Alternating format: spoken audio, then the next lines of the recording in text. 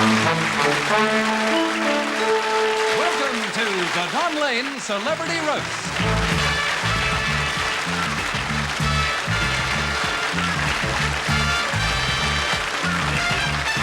Roasting Don tonight will be Paul Hogan, Fred Daly, David Cross, Tim Evans, Frank Thring, Tony Lamont, and Sammy Davis Jr. Now the roast master for this evening, Bert Newton.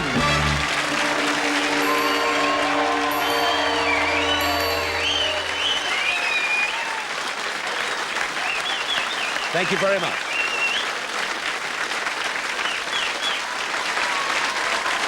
Thank you. Good evening and welcome to a very special occasion. I think you know by now what a roast is. It's a chance to get together and talk about a very personal friend. Tonight we've changed the format slightly. Tonight we introduce to you Don Lane, Morton Isaacson. Now, a lot of people have asked why we haven't honoured Don in the past. A lot of us have said also this perhaps is a little too soon. But tonight is the night. Meet Morton Isaacson, Don Lane.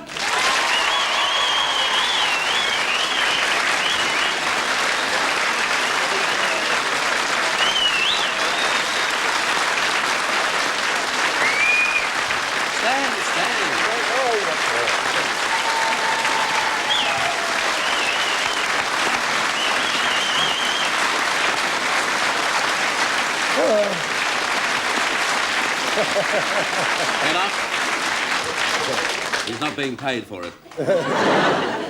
You might realise that around a roast, normally you have a collection of friends of the performer, and tonight exactly that's what Don has. A lot of friends around him, hopefully out there in television land. Let me tell you something about Don Lane.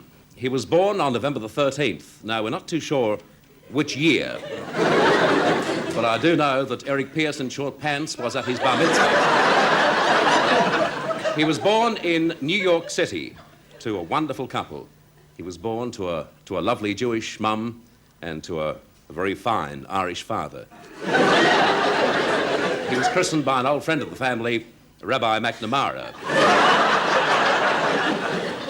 Don Lane, as a baby, showed a lot of show business accrement. Matter of fact, Don was born with show business in his blood. Unfortunately, in no other part of the body can you see this occurring. At school, Don was a fine student, an excellent student. He showed a very early interest in those things which he has gone on with today. And I might mention to you that 15 of his girlfriends are in the audience this evening. I do welcome you. He had a great prowess for athletics very early in his life.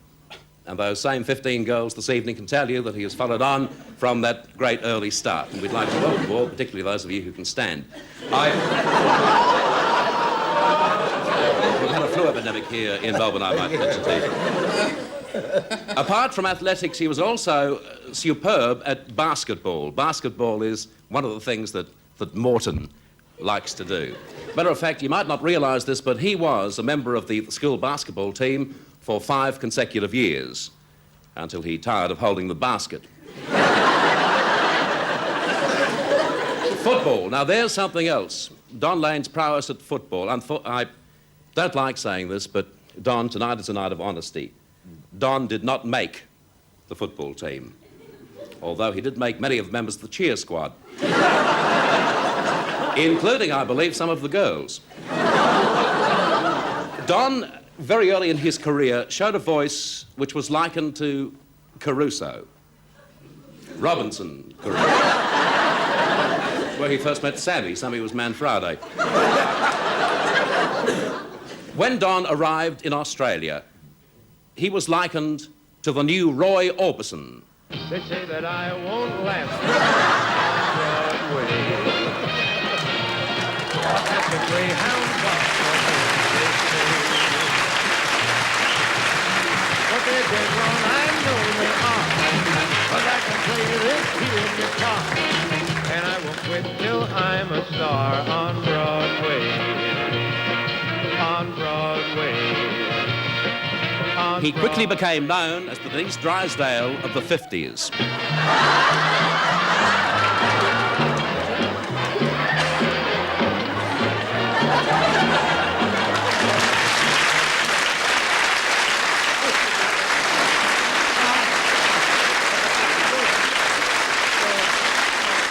I'd like now to introduce to you a man who is very close to Don, Paul Hogan.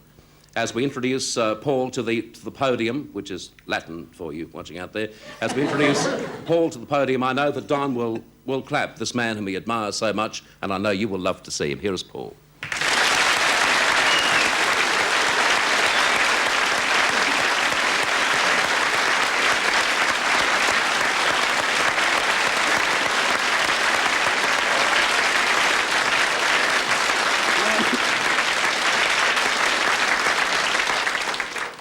Evening, viewers. You're probably wondering why I called this meeting. Let's first get this little organisation here in its proper perspective. What we are doing here, first and foremost, the main reason we're here is that the management at Channel 9 found these half a dozen dinner suits out in the wardrobe and didn't want to waste them. This one's got stains all over it. It must be Ernie's, is it, Bert?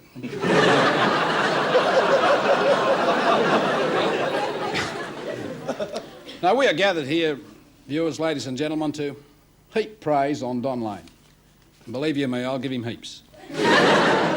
This man, this wonderful Don Lane, who is rapidly becoming a legend in his own mind.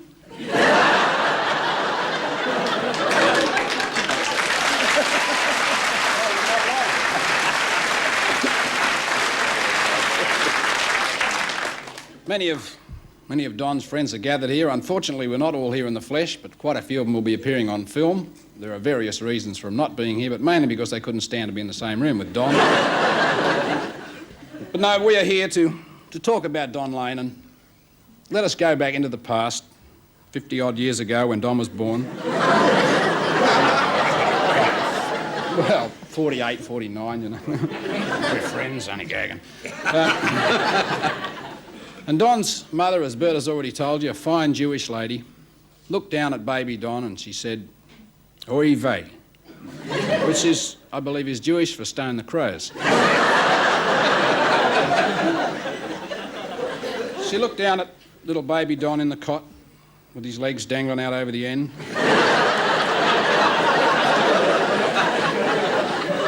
And she looked up to heaven, you know, Don, where the Catholics go. And she said to God up there, looking down at the little baby, "Haven't the Jews been persecuted enough?"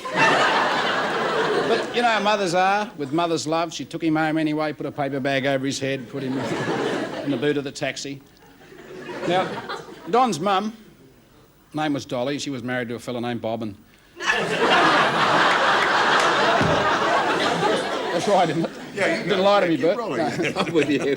And they were in show business, so naturally, you know, they moved all over the countryside, but Don kept finding them anyway.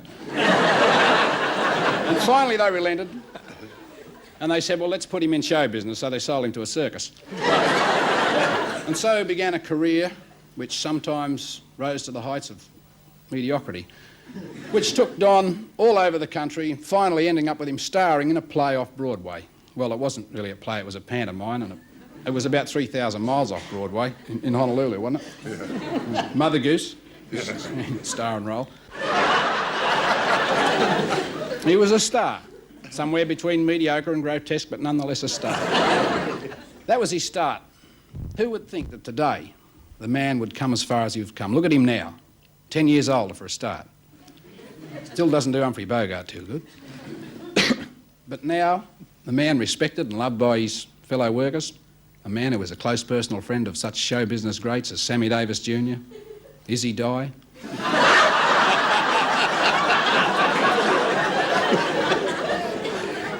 And what a wonderful country this is when a lanky New York Jew can come here and team up with a tubby Melbourne Catholic and form a duo that is more personable, more dynamic, more entertaining than even Mike and Mel Leyland. A duo that have been compared to the legendary Ted and Tom the Lagarde twins. Well, well, that's going a bit far. I doubt if these two could crack a whip between them, but it is great. It's a pat on the back to this country to give opportunities to people who are handicapped like we have. There's nothing more for me to say now except to say the words that the whole of Australia is waiting for Roger Clemson to say. We couldn't afford him. He wanted $25 and the management said you weren't worth it, Don. Don Lane. This is your lot.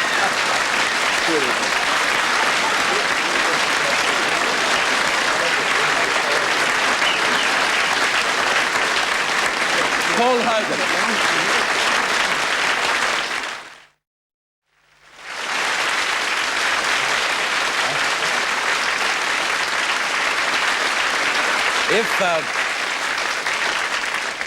If you know the work of Don Lane, you know the work of Sammy Davis Jr. and many other greats throughout the world. But you might also realise that Sammy and Don are very, very close friends. It's a matching which I thought personally would never happen, particularly after Don's unrequited love with the quarterback from South Sydney. But still, it occurred. Sammy Davis Jr. has a great love and a great affection for Don as a person and also as a talent, but he's allowed 2 mistakes. Sammy, unfortunately, couldn't be with us this evening. If he was, he couldn't be seen anyway, unfortunately, with us. At the moment, he is working in America, which is something Don hasn't been able to say for many years. He's working on a very, very important project, Stop the World, I Want to Get Off. As against Don, who once said, stop the world, I am off. We have Sammy to surprise you, Don, and here is your friend, your buddy, the man who, when he arrived in Australia on his last visit, raced across to you at the tarmac at Mascot and said, hello, Dan, how are you?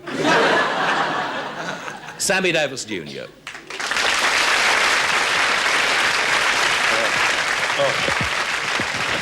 Excuse me, I was still fiddling with this thing. You'll excuse the makeup and the costume, and minus all the jewelry. I just walked off the stage about 15 minutes ago, after the finale of Stop the World, I Want to Get Off, where it's appearing, and I'm happy enough to say I'm back in New York again on the legitimate theater stage at the State Theater at Lincoln Center. When I heard about the evening for Don, the roast, I wanted to get on and add a few chosen words. And I suddenly said to myself, maybe it might be kind of nice if some people heard some of the things that you don't know about the guy in terms of he and I. See, as performers, we exchange visits theatrically with each other. Every time I'm in Australia, it wouldn't be a trip for me if I didn't go on and do a whole show with Don Lane. I think all of you nice folks know that. And all of the chums that I now call buddies, well, he introduced me to all those people. And introduced me to a lot of people in Australia out of the business. And I just want to take time out to thank him. And I thank all the people at Channel 9 for giving me the opportunity to say it from up over. So you're down under, Scott. We got to be up, I don't know.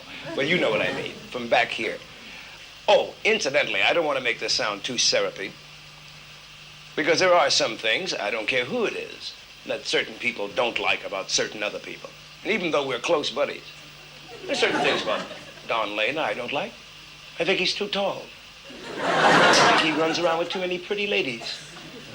I think he should settle down, get married, and be happy like 90% of the people in the world. Why should he have his choice?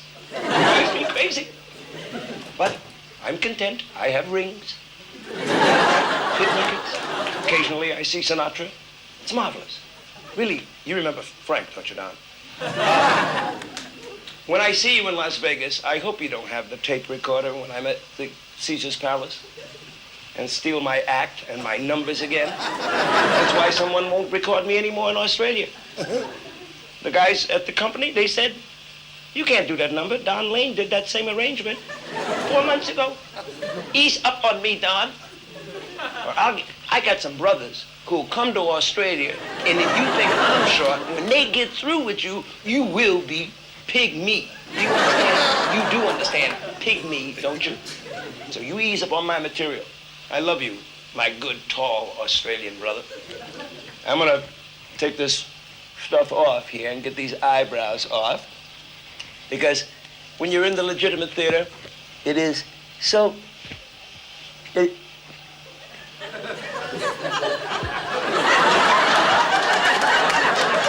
It won't come off. Tell me it would come off. Somebody get me somebody to get this off me.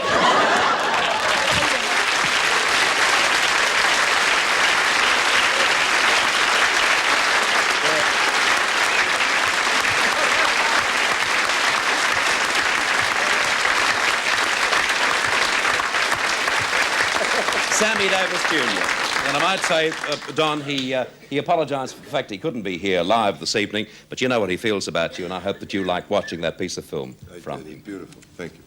I'd like to introduce Mr. David Frost.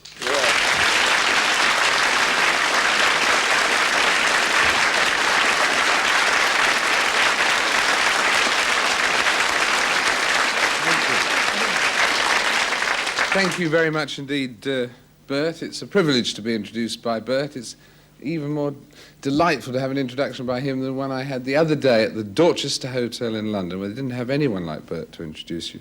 They just had a toastmaster in scarlet livery who was supposed to tap his gavel on the table and say, "Pray silence for Mr. David Frost." I don't know whether he was nervous or what, but instead he tapped his gavel on the table and said, "Pray for the silence for Mr. David Frost." He obviously knew what he was talking about, but those people are like Bert here. They rule the roost. I had one toastmaster in London who leant over to me at a dinner and said, "Would you like to speak now, Mr. Frost, or shall we let them enjoy themselves for another 10 minutes?" It's a great pleasure and surprise to be here. When I was first asked to be here tonight, I thought, why should I fly halfway around the world to say insulting things about a popular television personality who's loved by an entire nation? And then they told me who it was, and I thought, well, that's different then.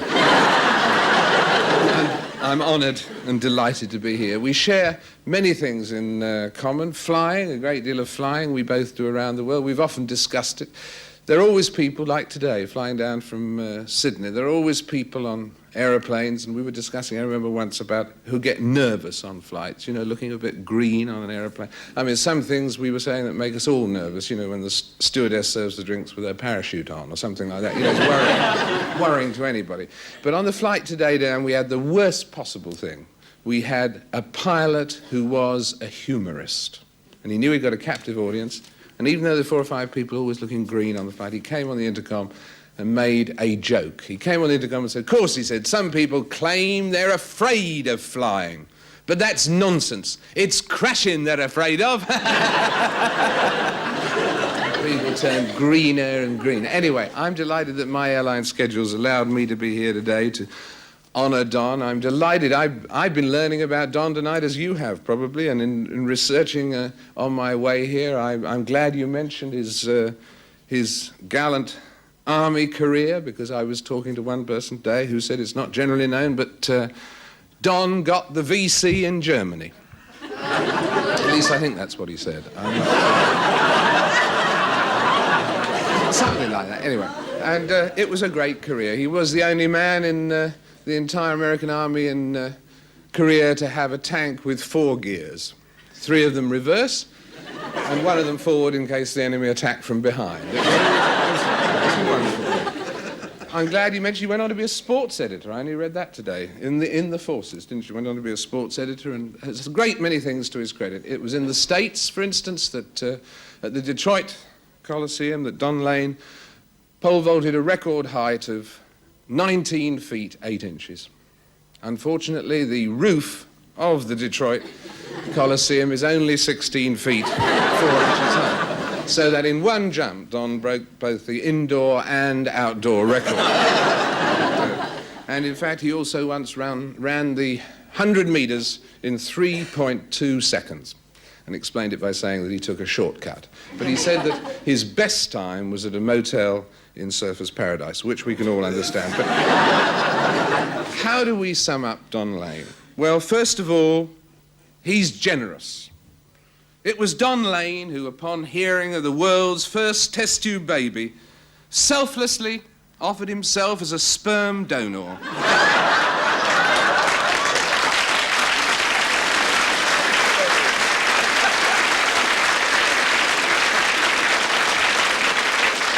prepared to do home deliveries.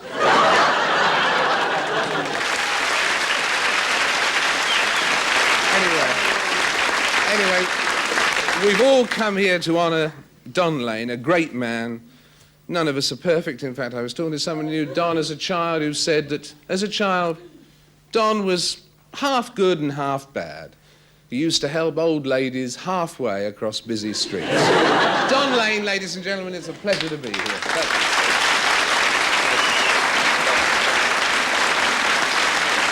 Thank you, David. I might just mention whilst I have the opportunity that David has a book which is coming out very soon in Australia. It's called Frost on Nixon.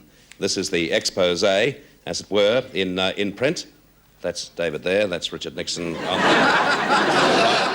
And I think it's only right that I should say at this time that we saw those reports here in Australia. And quite frankly, David, an excellent job on television. Some of the questions were just so penetrating, and also some of yours, which I thought were. I want you to look for this book if you can't find Bert on your bookstore. The alternative is Frost on Nixon. I gave them a sword. As a matter of fact, on the back of this book, there is something which really could be translated to part of Don's life. It reads, I gave them the sword, and they stuck it in. And they twisted it with relish. And I guess if I'd been in their position, I'd have done the same thing. Frost on Nixon.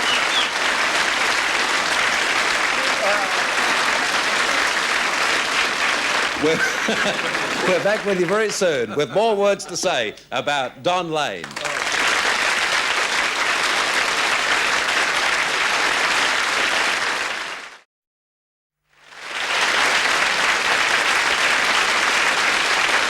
Right from the time that Don joined us here in Australia, he selected his very favourites on television and in show business generally. And the person he saw first up and loved very much was Frank Thring. Now, this is something which all of we have enjoyed in show business for many, many years in Australia, the wit, the talent, and the good fun of Frank Thring. Frank has been in so many epics in American films, as you know, in Ben-Hur and the Ten Commandments. You wouldn't know those, Don, but he's in the Ten Commandments. And tonight we've received so many telegrams to wish Don well in this, his roast night. We thought perhaps it would be beaut to allow Frank Thring to read just some of them. So, from toga to telegram, here is Frank Thring.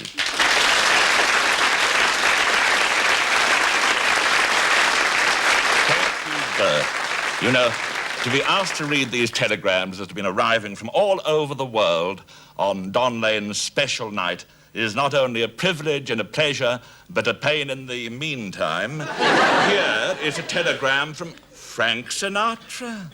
It says, Don who? Tonight, we hope that you get what you deserve, because last night you didn't deserve what you got. Pussycat massage parlor. Kinky, kinky. The day you arrived at Channel 9 was a blessing for all of us, the management and staff of Channel 7. Oh, and Don, now, here's a telegram from your dear friend Fred Astaire. Have seen a tape of your dancing. The last time I saw something move like that, I sprayed it with more tea.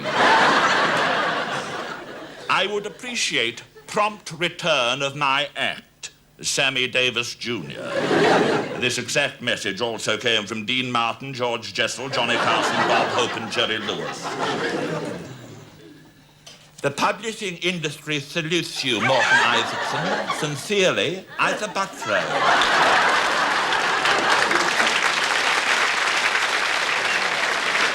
It really has been great, and I'd like to add my own personal tribute to Don for all the contribution that he's made to television. Over the years in Australia, he's the only person I can remember who, by comparison, made Graham Kennedy look like a professional.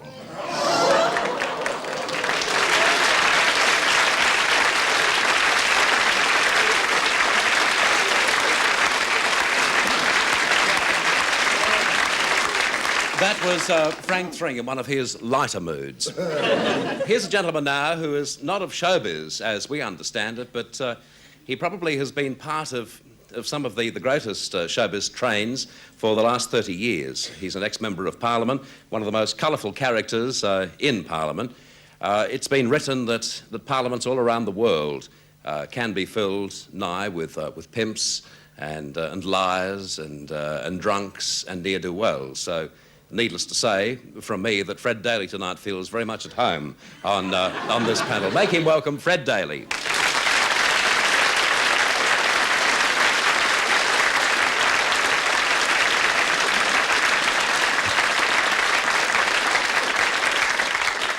Mr. Speaker and honourable members, old habits die hard.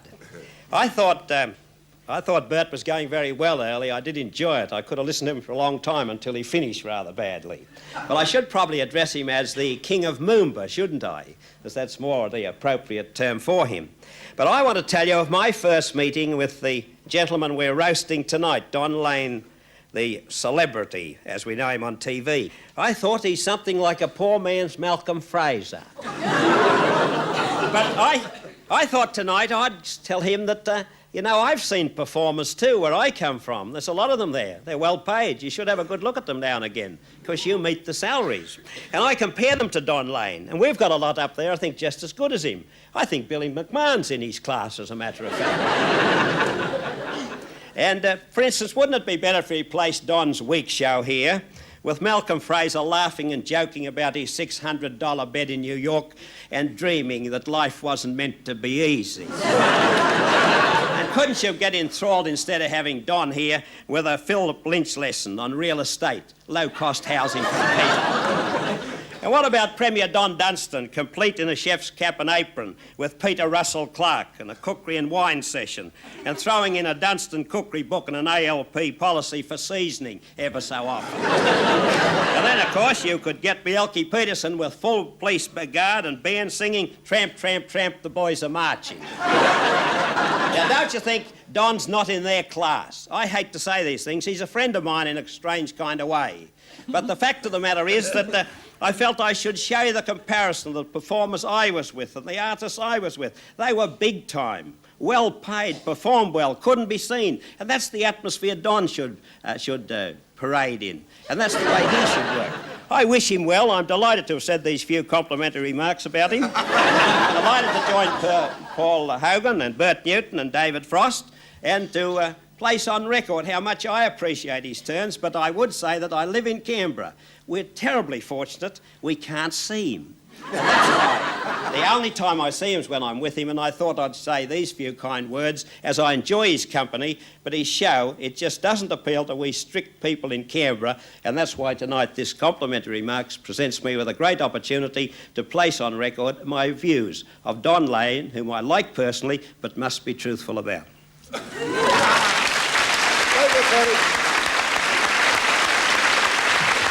Fred Daly. We're back with more on the Don Lane roast.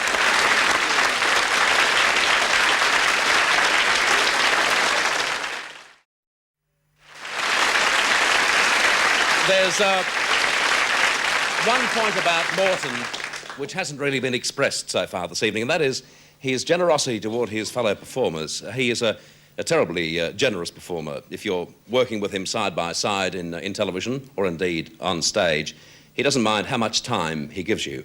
This is for two reasons: his generosity, and secondly, he can't think of a darn thing to say. When he first came to Australia, he met up with a great lady of the Australian theatre in Tony Lamond. Oh, yes. Remember Tony? Yes. Well, when they first worked together in Sydney, Don was also working apart from television as a dialogue coach for comedy sketches. Have a look at this. Practical mechanics, it'll take a practical miracle. It was a vet, if it was a horse, a vet would shoot it. I don't know. I don't know why you're driving it so bad. You're gonna have to get your tape fixed.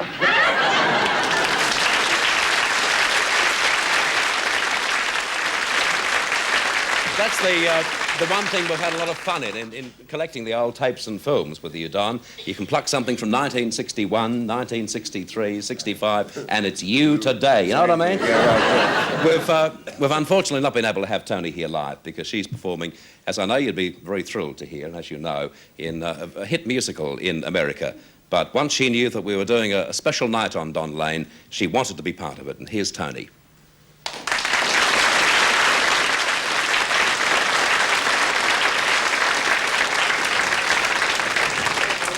Hi, Don. This is your old mate, Lolly Lamond, speaking to you direct from lovely downtown San Francisco. When they told me that they were going to roast Don Lane, I said, don't be silly, you can't roast a ham. Well, they can, and they are. And they asked me to add a few unkind words of my own. But heavens, it's so noisy out here. I think I'm going to have to go inside. Oh, that's better. It's much quieter in here in the dressing room. You know, it's terribly noisy on the streets of San Francisco. Carl Malden warned me. Well, now, what can I say about Don Lane? I've known him for 13 years, and whoever said that 13 was an unlucky number, they were dead right. He came to Australia from New York, actually the Bronx, and when he left, the people of the Bronx gave a cheer. Now, that's a bit of an obscure American joke. I'd have to explain that a bit.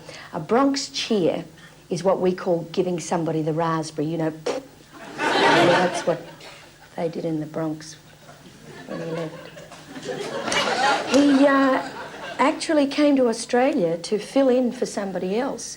Mitzi McCall and Charlie Brill were coming out to do the Tonight shows in Sydney, and they were delayed, and Don came out to fill in for them, and he was such a tremendous hit that the Australians liked him better than Mitzi and Charlie, and he stayed and they didn't. I ran into them the other day, and they've got this fantastic job in Hollywood, but they're going to be delayed, and I mentioned you, Don, and they were quite nice about it. They said he should only drop dead before he fills in for us again. Some people have got no sense of humour. Or Johnny Carson saw a tape of your show the other day, and he liked it very, The Tonight Show. He really liked it. He liked some of the ideas in it too. He'd like to use them, particularly the curtain. Because Don and I worked together for so long, a lot of people thought that maybe we were having a romance. Well, the nearest he ever got to being romantic with me was he'd sing in my ear 76 trombones over and over and over again. Do you know what it's like to have, "We got trouble here in River City," right in your ear? It's death to romance, let me tell you. We did a lot of sketches in bed together. We played a married couple, and the gimmick was we were always in bed. And a lot of people thought that we actually went to bed together. Well, I have to be honest, we never did. But I do have it on very good authority. Don's rating in bed? A Bronx cheer. Mazel tov, Don. And also, Tony sent another very special message. You okay? Yeah. Oh, wait till the finale, Don. Don't be ridiculous now. Nah, don't. You okay? She's had a little cheerier. That was her muzzle top Will I thing. catch anything? No. Joke, good, strong. Not like ever joke anymore on Australian television. Speaking of Australian television, the work that Don has done for Australian television is huge, as you know. Can I let you into a little secret? When Don is just slightly looking off camera to the left and to the right, it's not what we strictly call ad-libbing. Don, on occasions, has used the abilities of writers. Since he's been here, he's used 104 writers. It works out about one every 3 weeks. That's about the score so far. And we thought it might be nice to have one of these men who has been behind Don throughout his Australian television career. We found it very hard to get somebody who would volunteer to come out and admit for the fact that they had written for Don Lane. But one who was filled enough with gin at the time agreed to come out. He is a performer in his own right. He's a fellow American. The reason he first came to America, to Australia, was that he had heard that Don was successful. You all right? I must admit, Ernie is writing for me. A few worries about writs and things. I would like to introduce the man who came to Australia because he was told that Don was a success here. And he said, if Don Lane can be a success in Australia, anybody can. Here is Tim Evans.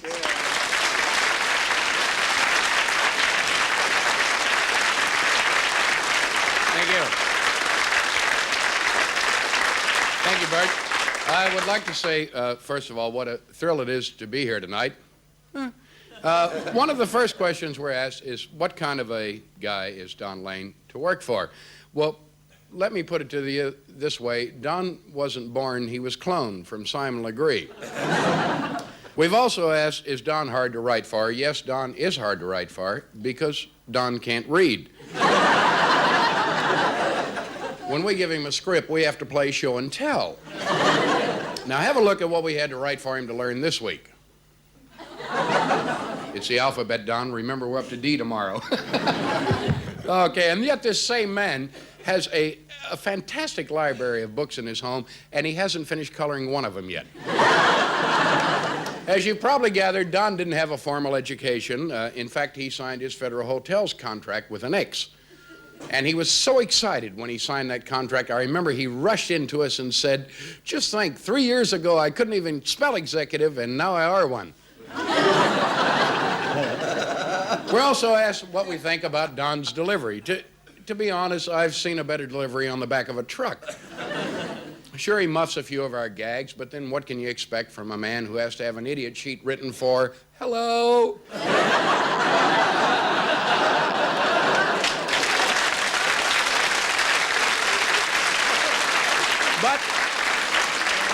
But then again, Don has a terrific sense of humor, but you all know that. You've heard him sing. He has a great cabaret act. I've seen Don perform many times, and I've always enjoyed his joke. You've often heard that Don stands out among his fellow performers, and those performers are Michael Schilberger, Edwin Duff, and Tattoo from Fantasy Island. As you know, Don Lane is not his real name, nor is Martin Donald Isaacson his real name. That's also an alias that he uses because he doesn't want Bert Newton standing up in front of the country 2 nights a week and saying, good evening and welcome to the Izzy Feldman Show. But Don really dedicates himself to anything he does. As an example, when he was in the Army, he studied explosives, and he's been bombing ever since. And I'm probably the only person here tonight who is familiar with Don's work in America. In fact, Don's work was familiar with most Americans, which is why Don's working in Australia.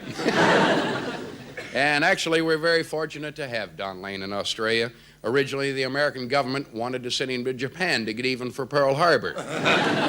In conclusion, I would like to close, as you so often do, Don, with a quote from all your writers who at one time or another have said, you took the words right out of my mouth. Tim Evans. It's getting very close to the time when it's Don's turn to answer us. And that's happening after this commercial break.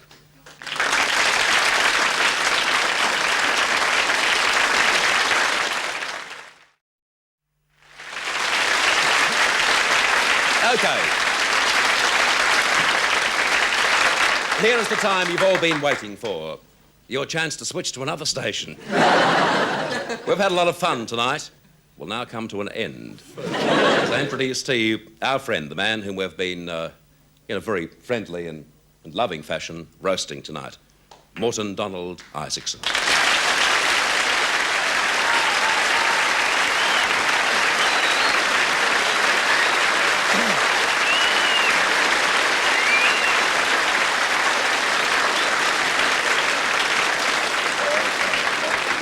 It's all right. Where's Ding Dong? Where's Ding Dong? It's all right. This is quite an honor and quite a lineup tonight, I must say. David Frost from England, myself and Tim Evans from America, Bert, Paul, and Fred from Australia. All we need is Hardy, Kruger, Kamal, and a couple of Toyota dealers, and we can do a rerun of World War II. Ever since they started roasts on TV in America a few years back, it's caught on like wildfire, and I've seen some really famous people being roasted by other people like Sinatra, Dean Martin, Lucille Ball, Jackie Gleason, Orson Welles, Don Rickles. And it therefore became the ambition, I suppose, of every entertainer to be honored by his peers by being the guest of honor at one of these roasts. And tonight was the first time in my career that I have been chosen as a subject. And you can well understand my feelings when I say that I was hoping for a lot classier group than the one they gave me here tonight. By the way, in case anybody's interested, if this show doesn't rate well, there'll be another roast next week in Kerry Packer's office. Well, I've sat here and I've copped it while you've all joked about me. You were joking when you did it, weren't you? I was going to say that I felt very touched tonight, but you don't say that kind of thing when Frank Thring is on the show. And I'd like to thank Frank Thring very much for the reading the telegrams. That was quite a performance. It was reminiscent of his great role as the man from Anti-Call. Up and away. And, I'd like to thank my writer, Tim Evans, who wrote a lot funnier stuff for himself than he ever wrote for me. And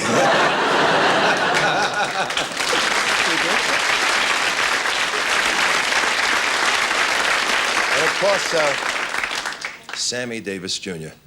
Trust Sammy. Always trying to find a way to get on my show. It has changed him, Paul, hasn't it? Never mind. And of course, Paul Hogan. A lot of people don't realize it, but Paul Hogan's success in this business was actually an accident. He was discovered. He was standing on a street corner with his fly open, shouting, "Gee, that wind feels good," and they gave him the commercial. Hang on, Paul. I think he's doing his own stuff. Now, Paul, of course, has all the trappings of a top star. Luxury home, imported car, a swimming pool. He dines at the best restaurants. He even has his own tailor, St. Vincent de Paul. And it always amazes me, and it really does, it's the truth, Paul, how Paul sparkles on camera. Because off camera, he has all the personality of a dial tone. Paul's face is now recognized all throughout Australia. But then again, so is Donald Duck's. And Fred Daly, my good friend Fred Daly. Fred was a member of Parliament for 32 years. Of course, now he has to work for a living. And Fred has a unique claim to fame in politics. He resigned of his own accord. He was a member of the only Australian government in history to be dismissed from office. And after hearing him speak tonight, I can well understand why. And it was, That's a poor joke, isn't it? That's a poor joke. It was very nice having David Frost here also. Nothing happening in England, huh? I'm glad you could make it, David, and I must tell you, it was absolutely super having you here. David Frost would have to be one of the most successful performers in show business. Speaker D. Lane, authorization D. Frost. In recent years, David Frost has turned his efforts to bringing some of the biggest entertainers in the world to Australia, and he's done that for two reasons. One, to show us here in the colonies the finest talent that is available, and secondly, to make a bloody fortune for himself. That's And Bert, firstly, I'd like to thank you very much for showing up sober tonight. You hear about a lot about Bert's drinking. He cut his neck shaving yesterday, and it's the first time his eyeballs have cleared up in years. It is his own stuff, Paul. Never mind that, Bert. I won't say that Bert's a heavy drinker, but when you get rheumatism from picking up wet change, I don't know what to tell you about that. You want the cigarette, Don? And no, thank you. And, actually, Bert got married very late in life. I think you all know that. And personally, I thought it was all... He brings that up. I don't know why. I thought it was all a cover-up till Matthew came along. And there's never any jealousy with he and I. We enjoy working together. I mean, Bert and I belong together like ham and eggs. See, I put you first.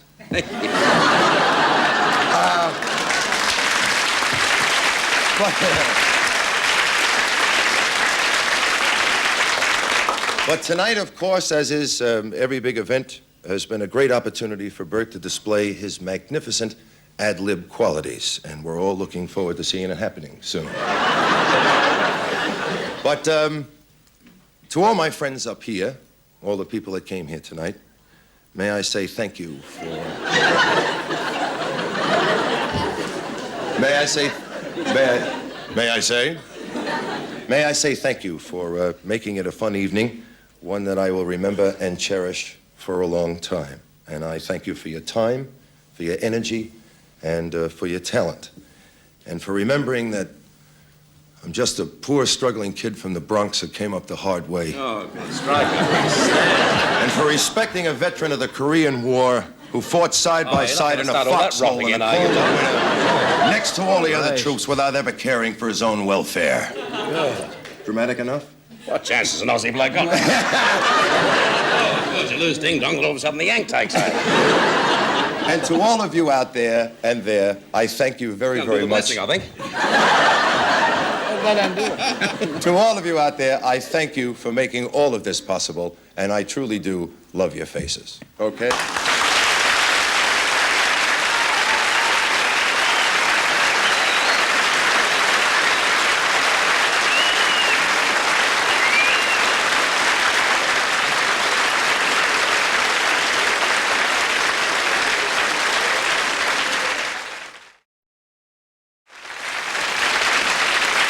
This has been our chance to have some fun, have some shy-acking, and show our liking and our love for Don Lane. We hope you've enjoyed it, and we say good night to you.